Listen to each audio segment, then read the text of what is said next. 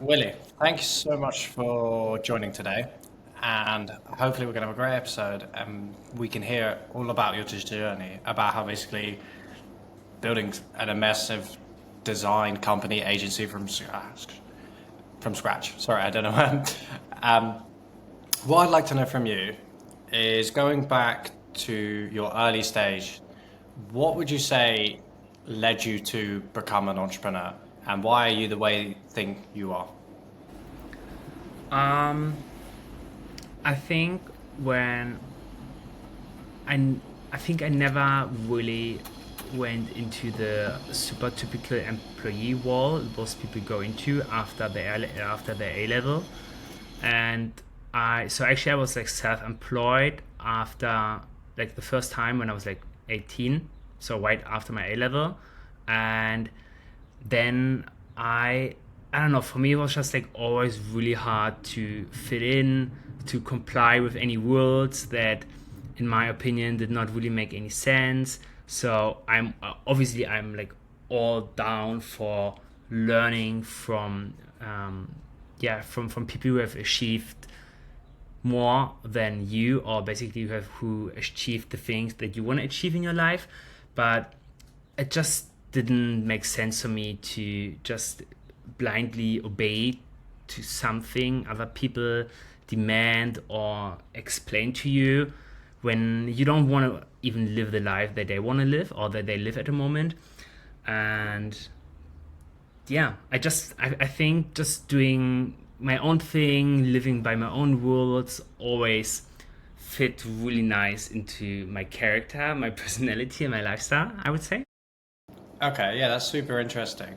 Um, that's one thing that I'm a big guy who likes Alex Hormozy, and he talks about that a lot about the don't don't aspire to or don't listen to people who essentially don't have the life that you want in the first place. And that's what you said there, and I think that's a very true statement. Um, you mentioned A levels, and obviously you're from Germany, where a lot of the listeners are actually UK based. So, what is that kind of like schooling experience like in Germany? Um, and how do you think that kind of either played into it or didn't play into it?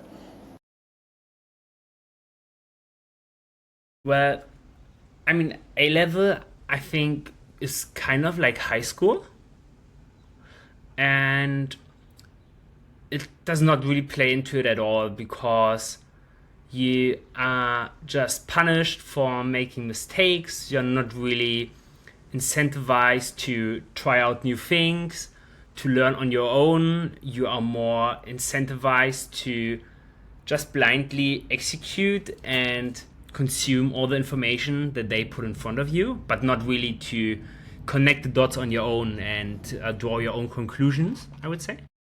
Okay, interesting. So, do you think there are any foundational things that happened to you in school where you say like that was a real like light bulb or switch for me that made me go from like being compliant or doing all these things where you're like actually it would be different? Was in when chatting with friends and they were I don't know, when and they were explaining their long-term goals, where they want to be in life in 10 years and so on. And this was just always something that did not really sound super inspiring to me, or aspiring, I would say. And yeah, I think this was always like something I felt, and I always wanted to rather, yeah, break out a little bit from the norm. I was probably also was not like the easiest kid, I would say. Yeah. Yeah, I mean, I was I was definitely not necessarily the best behaved kid in school, and maybe you can relate to that a little bit. Like, I got in a fair, not like trouble as in like fights and that kind of stuff, just like disruptive, talking a lot. Like, I think that was kind of where my issues stemmed from.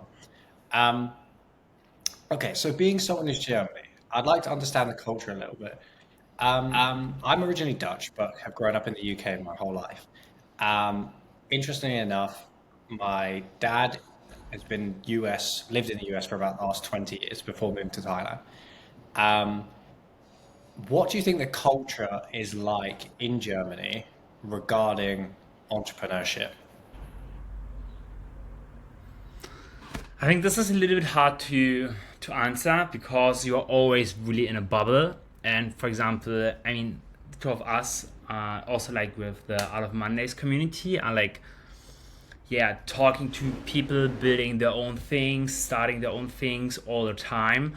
So you just have the assumption this is how everyone around you, or this is how everyone around you is, and this is like normal.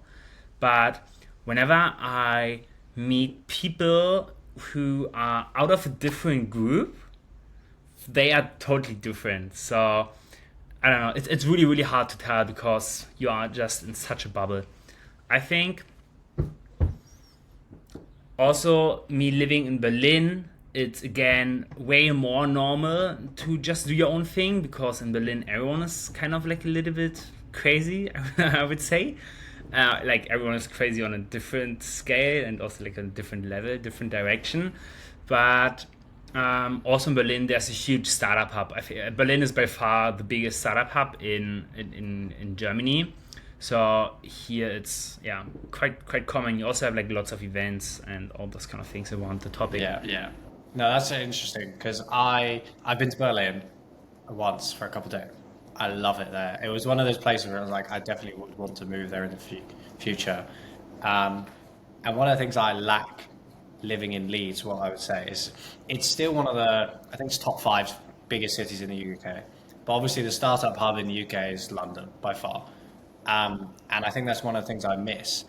And how would you say, like you mentioned living in a bubble, how did you find that group of people or like get yourself into that bubble being like a fairly early stage founder?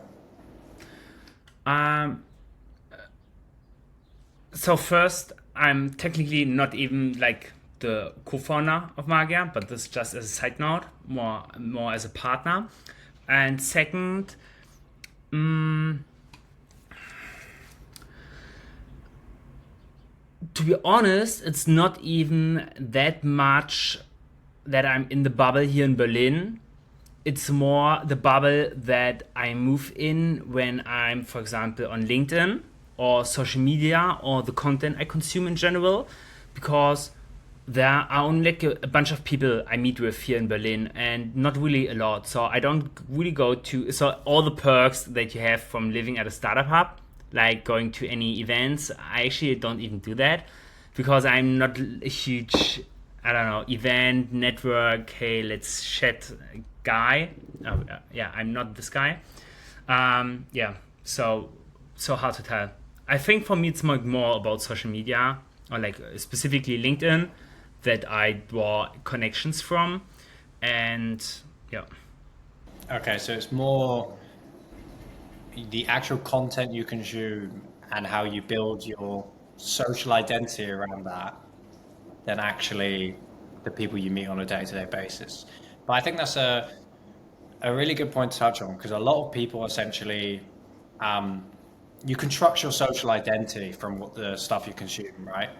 And I think people may feel like, say, they live in a rural part of Germany or the countryside in the UK and nowhere, and they might be like, okay, well, how am I supposed to start an online business or an agency or whatever when they're like, I know nobody, no one does this.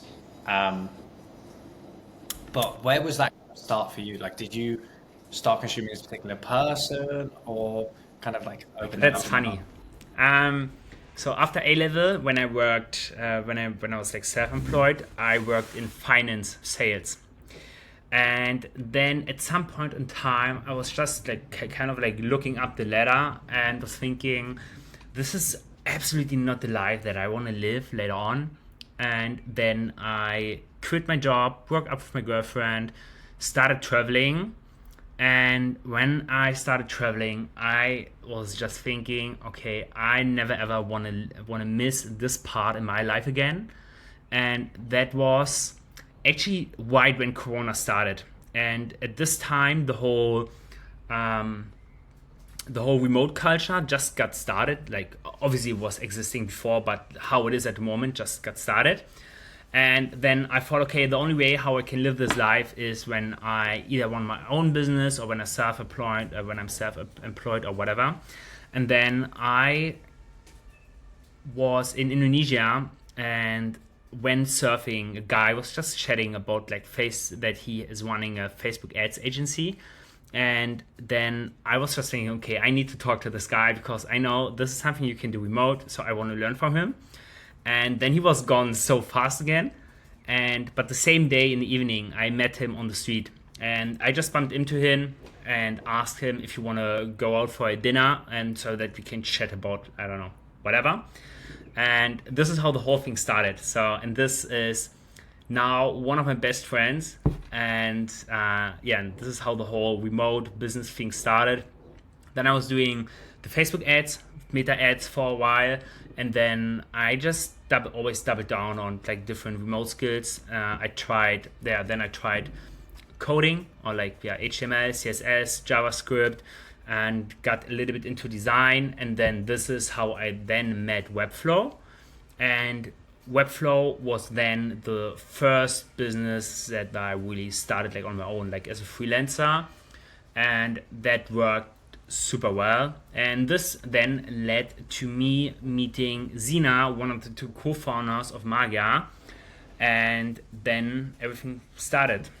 So this is how Yeah, what led me there, basically. that's a pretty amazing story because I think one of the things I'm very big on is like it only takes one person, one connection, whatever, to change the entire trajectory of your life, and you have no idea when that can happen.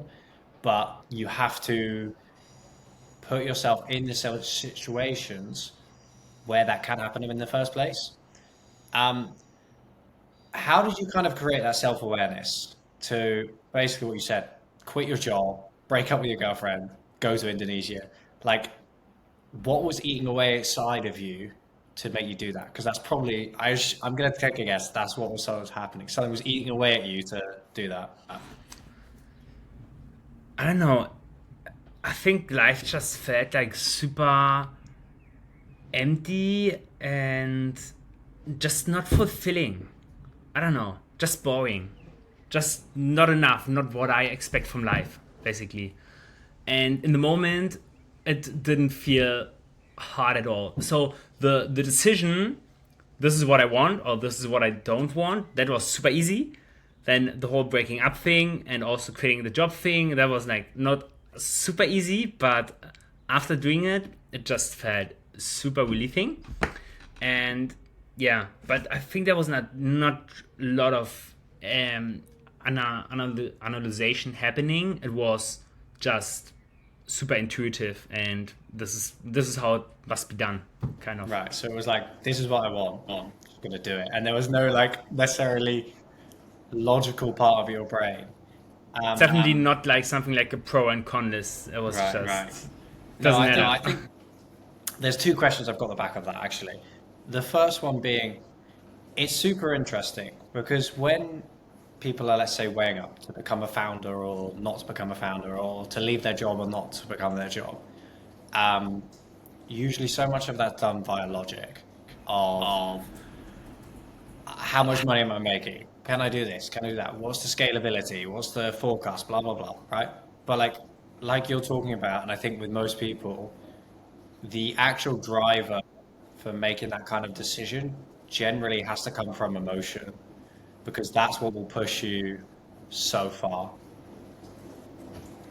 This is where really the power lies, basically. Yeah. Absolutely. So when you went to Bali or did you go to just Indonesia, not Bali? I went to actually at first I went to Thailand, then I went to Bali, then I went to Lombok. And Lombok is where I stayed for, I don't know, I think 5 months or so. Okay. But when you did that, did you have anything lined up at that point, or you just went? Oh no, not nothing. Actually, I did not even. I booked a flight to Bangkok, and then when I arrived at the airport, they forced me to book the hostel because otherwise they would not let me into the country. So Right. this is how prepared I was. So you didn't have so they forced you to get like a visa and book a travel holiday there. because you've got nothing. That's, I mean, I don't even think I could do that. Like, that's a very impressive amount of risk or intuition or whatever you want to call it to kind of make yourself do that. This is also not. This is definitely also not how I would do it today, obviously. Yeah, But at yeah. this time, I was. I think I was 20, not having a job, just wanting to have like a fun time. So yeah. Okay, so you started off in the meta ads agency space. How did you kind of carve that path and end up to where you are now? So yeah. So I started working with Kemi, and then the I think it was like a iPhone 14 update came around, where it was way harder to track the attribution of the ads, and this is where he started to kind of like yeah shut down his agency, and then there were like one or two clients left, and he just asked me, hey, do you want to just handle them? I was handling all the ads of the clients, the design creation, and then also the performance ad part. And and then I thought, okay, it's interesting, it's fun, but it's not super creative. I do not feel like I'm building something here. And this is why I wanted to learn something new. And then, honestly, I was just super randomly Googling, I don't know, remote skills or something like this. And then I went through a bunch of skills. Then I just picked something super random, what was like coding, web development, HTML, CSS, and JavaScript. I thought, okay, it's interesting, let's give it a shot. Then I just bought the Udemy course for $20 and learned that. And then I bought another Udemy course for $20, building on top of that. And yeah, and then I don't know. I was doing this. I was just learning for maybe like 3 or 4 months straight, all while doing the ads at the same time. And then they, with running the ads, they basically kicked us out because they decided to do the ads in-house again, because they have hired someone for doing it in-house. And then I was basically just thrown into the cold waters. Okay, fuck, now I need to act up on all the things that I've learned. Then I started with Upwork, was doing like a few gigs, and the first 2 gigs probably paid me, I don't know, if you would calculate it down, because I was so slow in the beginning, maybe like, I don't know, €2 or something an hour. So it was super bad. It was super bad. But my third gig via Upwork then brought me my first really good paying client. What was a super nice startup. Really loved them. They also became customer later on of Magia, and just a super nice team. So they're called Planted. So it's like an impact startup. Also something I've really enjoyed working on. And my second Upwork gig is how I met Zina. Zina, one of the co-founders. So I built a travel blog for him, also probably around about for like €2 per hour if you would calculate it down. But then after the job, he asked me if we want to just catch up for lunch once I'm back in Berlin from traveling. I said, yeah, sure, why not? Then we just were lunching every now and then. And then 1.5 years later, or 2 years later, they founded Magia. And 1 month after they founded Magia, they asked me if I want to join as a head of Webflow and basically run this side of the company. It kind of works as a general manager, you can think of it. And yeah, and this is how I then got to Magia. I mean, that's pretty amazing. And I think it shows the power of when you're really, really, really early stage, you've got nothing essentially. Like, um, I think people are very easy or quick, and especially in Western worlds and cultures, to dismiss work or whatever because they don't get paid what they think they're valued or whatever. 100%. I have a tattoo on that. So this one here. Okay. And it's basically, so now it's like this. I think this would be better. So it's basically that I don't believe in luck. So, but what I believe in is luck is when preparation meets chance. So because most people they wait till they get the perfect job offer or something, and then they are, oh, now since I got offered the perfect job, now I want to start working and I want to put in the hours. But no one offers you a great job or a great opportunity if you haven't put in the effort before. This is just not how it works. And it really Yeah, drives me crazy when I see yeah. people who walk around with this attitude. But I think that's something that's like we touched on it about Germany and UK, I think as well. I think it's something that's built into you from school and culture is like you shouldn't do work or you shouldn't do this because it's not what you're valued at or what you think you should be getting paid or whatever it is. But it's like anyone that I've spoken to, like doing this podcast or anyone successful, they've said to me like, yeah, I put in hours or months of whatever of unpaid work or really, really low paid work because that's what eventually drove me to get X or Y. And it's those foundational hours that you then get to leverage later on, which then is kind of like, it's why you have the outsized returns as being an entrepreneur because you put hundreds, if not thousands of hours in completely unpaid. And then eventually it kind of goes like this curve, it goes up and up and up because suddenly it all starts to come back to you. So how do you drive that out of you? Or is that just like an innate thing for like someone who wants to start? What's it? So like, like we were saying that people have a necessity, they overvalue themselves if they don't have any skills and whatever. And you were like, right, I'm going to work for €2 an hour and do all this and whatever. And a lot of people who want to become entrepreneurs or whatever, they won't essentially they don't get over that barrier and they're like, well, I should be getting paid or I should. How do you kind of drive that out of you if you have that thought process? And I'm assuming for you, did you just like have that innate thing and you didn't, it wasn't a question? I think it didn't really bother me because it was just so much fun mastering a skill, learning something new that I just didn't really care. I would rather work in a job, like job or like a skill profession on a business, however you want to call it.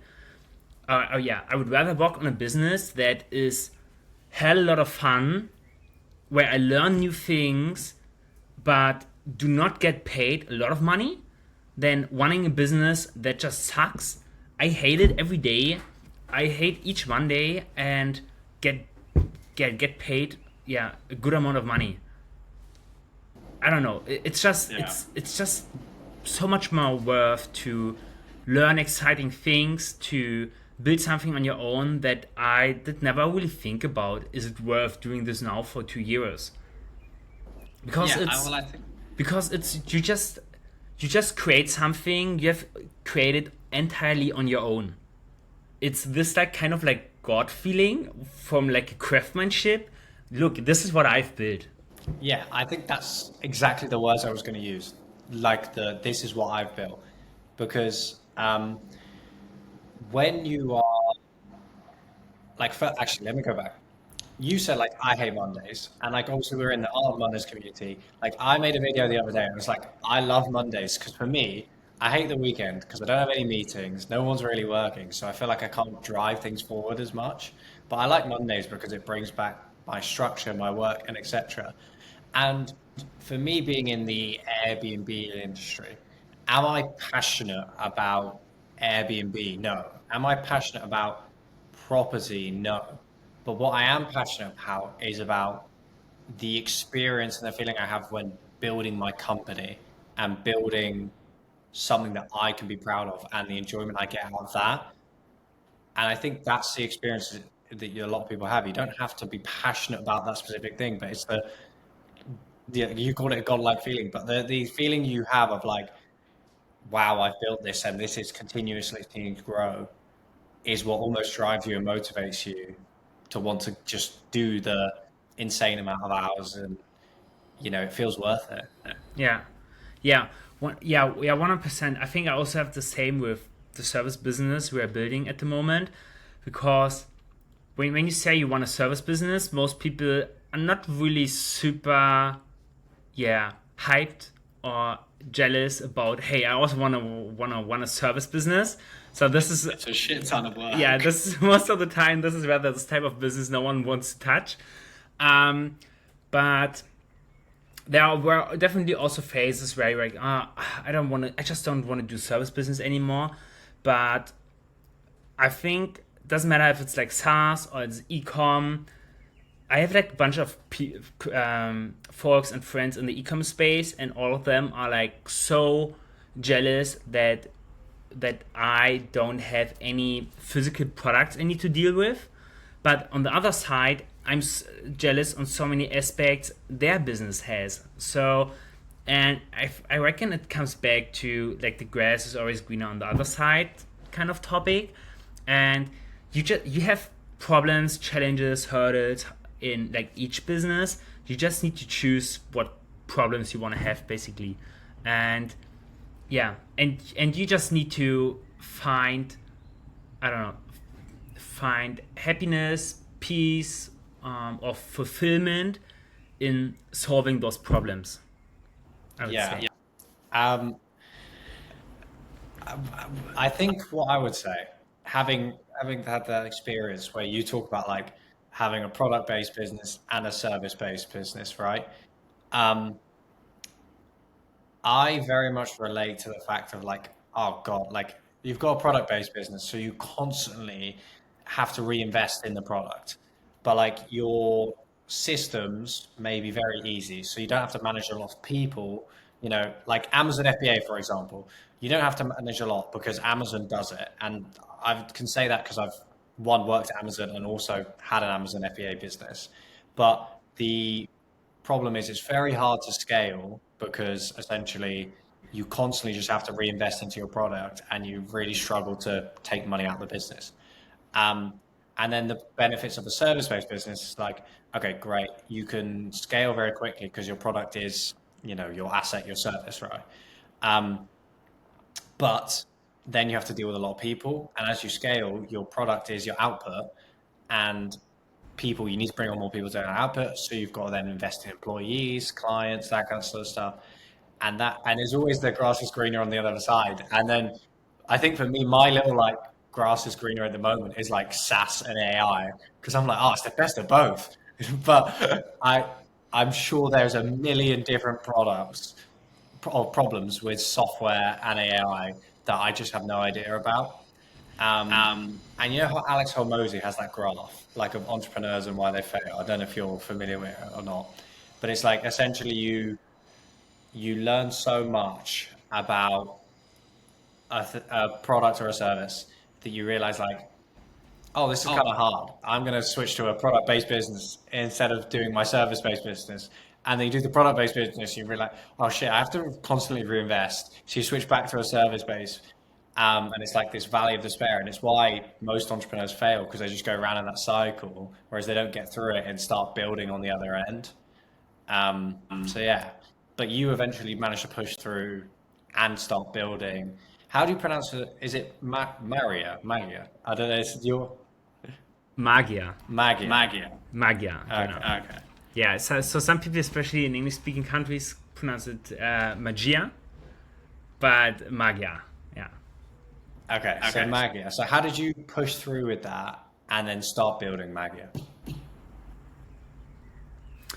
I mean, I joined kind of as first employee, and so at this point, Magia was already started. But in the beginning, it was only design subscription, and then when I came on, I basically built out like the other half of the company, like the Webflow subscription business, and then now later on, all one-time projects. One-time projects are the more typical agency business. What is, for example, rebranding, redesign of the website, then Webflow development and full migration, or like also like enterprise level build. And yeah, I don't know. How do we start? How do we push through? Um, there are like so many different stages, and I think at the moment stage we are at, what I really want to focus on is how we can better productize our service. So like productizing the subscription thing is fairly easy, but productizing the agency offer is just way harder, and I think this is something I'm working on at the moment. But yeah, maybe you can be a little bit more specific with the question. So, what I'd like to do first is, can you outline what Magia does for its clients? Like, what is the business model? 100%. Yeah, Oh, 100%. So we have noticed that so for me, working in different startups before, Zina and Max, founding, selling, buying different businesses before, we have found that on all companies, specifically SaaS companies, you always have the issue that there's always like a bottleneck in terms of design capacity. Most of the times, in the beginning, the founder is doing the design, then an intern is doing the design, and then eventually at some point in time, they hire a marketer, and then the marketer is expected to be also the designer. So the marketer then should do SEO, the marketer should do performance ads, but also be a good designer. So basically knowing everything. And most of the time, the marketer then takes resources from the product team, because the product team is most of the time the biggest unit in most SaaS companies. And then they take a UX designer out of the product team to help, or like a developer for the web development, to help with marketing initiatives. But the problem is that the product is always a priority number one, means the marketer always needs to wait until any resources are freed up. And for a marketer, being a super creative person, having lots of ideas and campaigns they want to run, this is just super frustrating, and a lot of money, a lot of leads is just left on the table because the resources are always allocated to the product team.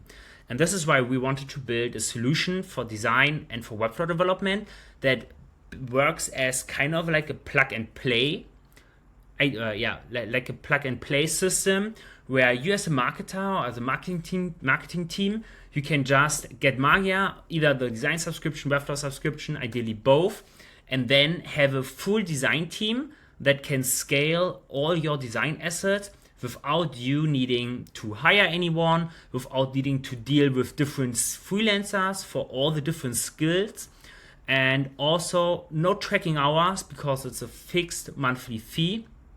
And also not ever worrying about having any lack of design capacity.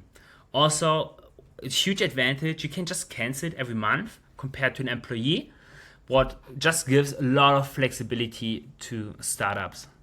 Okay, so that's super interesting. So you're essentially, they can give you design projects, and you're going to basically execute on the design or whatever they want for you as a client, and they just pay a monthly subscription for all that. Okay, that's super interesting model. How was there any previous experience that you or the founders has had to that led to that model? Because I know you said you built the Webflow side of the business. Um, so Max, I know Zina was working in different startups before, so he experienced this pain firsthand. Max was also running different businesses before, also one where he raised different rounds, and this is how they know this pain just is really real. And I think also Max, when he started this whole entrepreneur thing, he also started selling websites. I think when he was like 15 or something like this. So this is also why he also has some Webflow knowledge, and both of them are pretty good with design. So in the beginning they were doing the design, and I was doing the Webflow development, and this is how it all started. Yeah. So this is basically the previous knowledge. Yeah. Okay, and how did you go from just you three and you being the first employee to scaling to now you have 30 plus employees, if I'm right? So how did you do that from going like a small company to, I would now say mid-size, obviously no, I'm talking thousands, but in terms of like early founders, startup businesses, it's a fairly long way to go. And what was that experience like? It was fun in the beginning. I never wanted to have any employees because I always wanted to keep the highest degree of flexibility and freedom. But now I really enjoy working with a team and building a team, also developing each of these individuals, and what is just a lot of fun. And yeah, it's we kept we kept growing, so that the demand kept growing, and so we needed to continue hiring new designers, developers, at some point in time also project managers and project managers. And now we need to look over the next months how we take it to the next level, because at some point in time we also need to add, yeah, like a new management layer, kind of like a C level. And yeah, but that's something for the future. Yeah. One of the things that I've been on recently, we're trying to massively recruit. So we're only a small company of like 5, 6 people, but we were hiring for 4 jobs at the moment. So almost trying to double our size.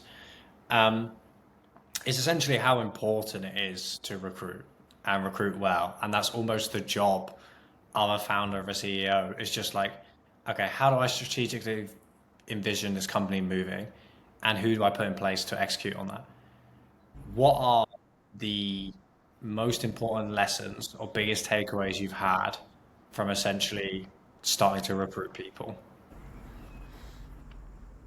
So we have a defined set of values, and also we have now, specifically speaking for the Webflow space, but actually it applies time to the design space. We have noticed that the higher the quality of the first draft, the faster is the overall turnaround, and also the better is the quality in general. So when hiring, we have a bunch of tests they need to go through. And so first there's a like Loom video where we do like a cultural fit. Then they need to do like a test assignment, and this test assignment is just super essential, because when in I mean when you it's a little bit like, I think it's a little bit similar when going on a date. So on the first date, like, most people put the most effort into it, and if the first date sucks already, then you can be pretty sure that the person won't put more effort into it for the second date. And if a developer assigns test tasks where, I don't know, where what is just not pixel perfect, and things are not implemented as in Figma, then you can be damn sure that over the course of you working together, the quality will just go down even further. I mean, I've never heard it compared to dating before, but I like your analogy. I think it's good. I think it's good. I see what you're saying because it makes sense. Like, they are never going to show up more and try harder than they are to get the job. And then, Actually, and my then girlfriend is just sitting over there on the couch and she's smiling as well. hopefully you passed her test then. And then clearly, or she passed your test.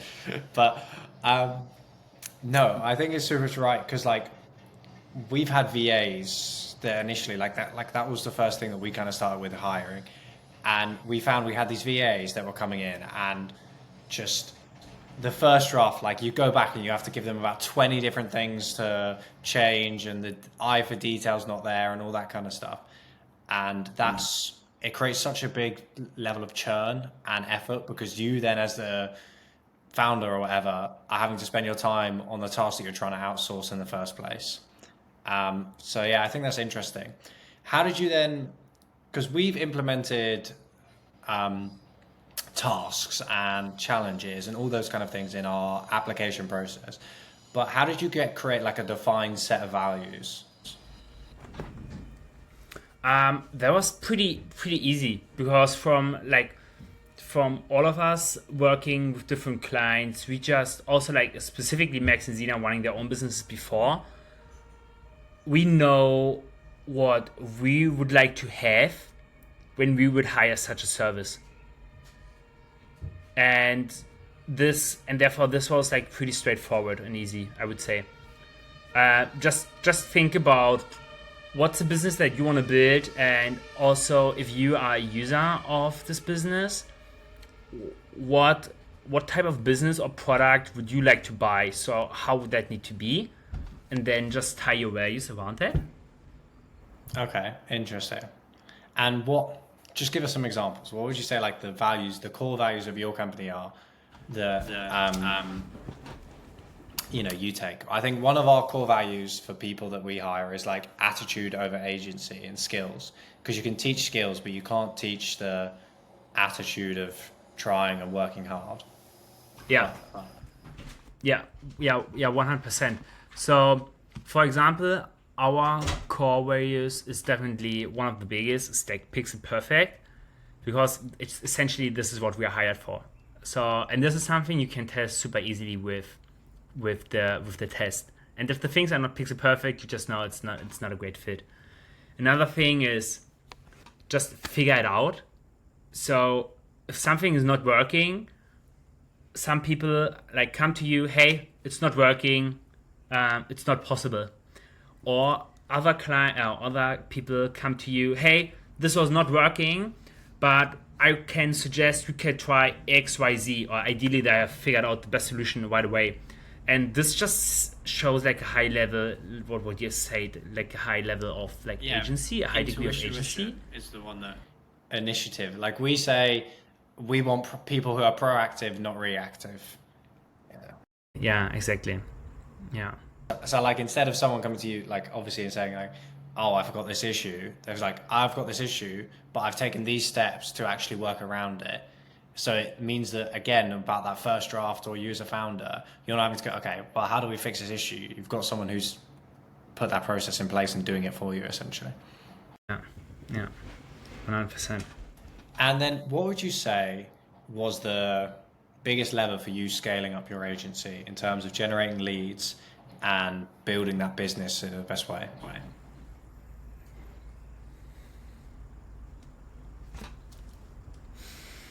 That's a big question.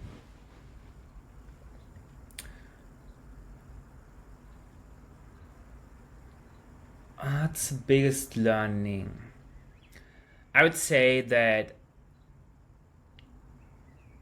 even though, of course, you don't want to rely on referrals, but the business we are in, our name, our brand reputation is just everything. Okay. So you better keep your word. And yeah. No, that does. That answers the question very well.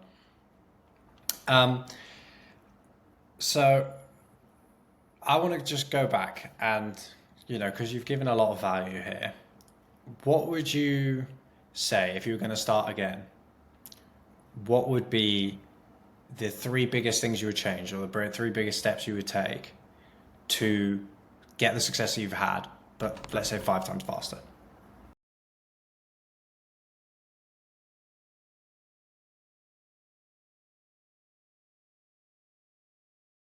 I would probably try to niche down even further, because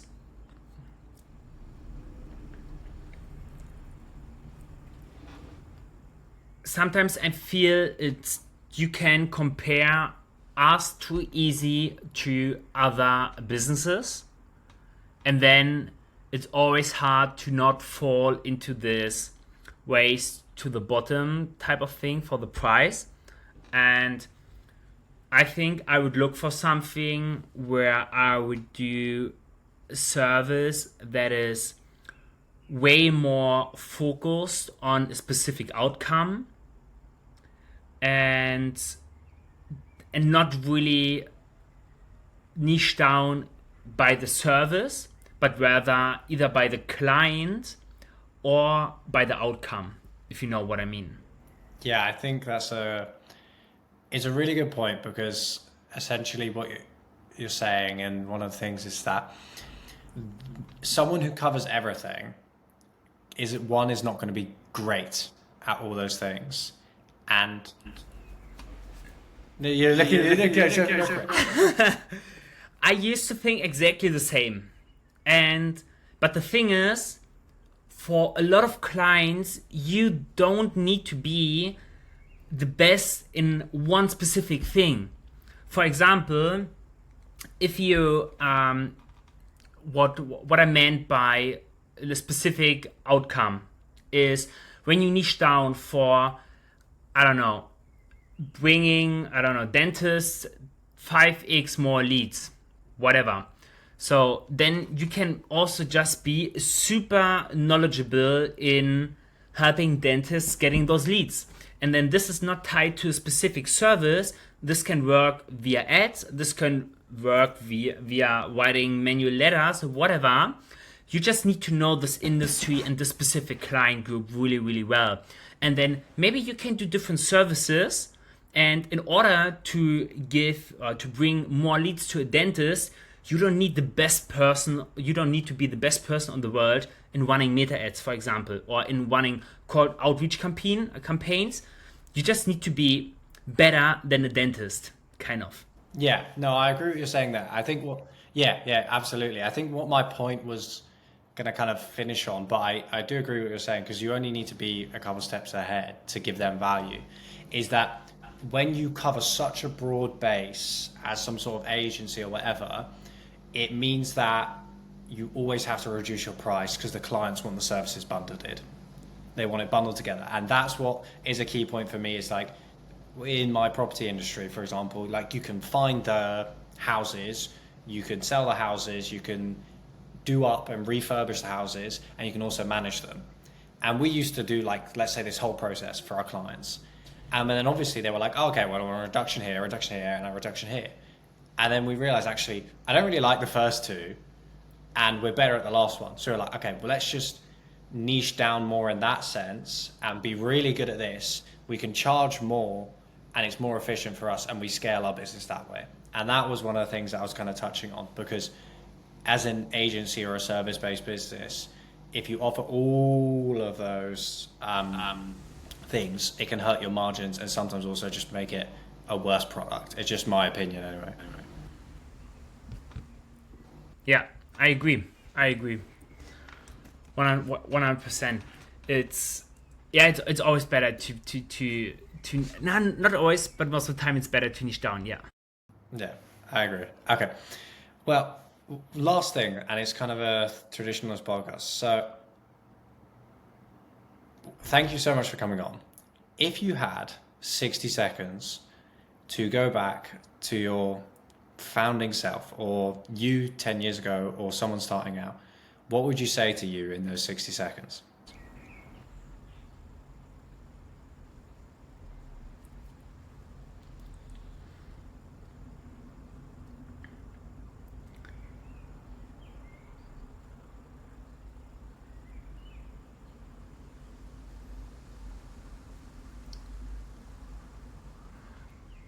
I would tell them to always prioritize learning because I talked like to so many people who look for a good paying job, but this is just not something that brings you far. Like something like a skill, a profession, a business, whatever, where you just learn a lot. This is what by far pays you the highest in the long run because like all the knowledge is just something that compounds. You could also put it like this: work on things that compound over time, and doing mistakes, starting new things, failing and learning is, I don't know, it's just so much. It's also like a lot of fun. It compounds, and yeah, I don't know, I think it's just like super fulfilling in the long term. I think this is what I would say. Okay, that's amazing. Thank you so much, Willi. This has been the Founder File podcast. And yeah, that's it. Thanks for having me. It has been a pleasure. And yeah, have a lovely day.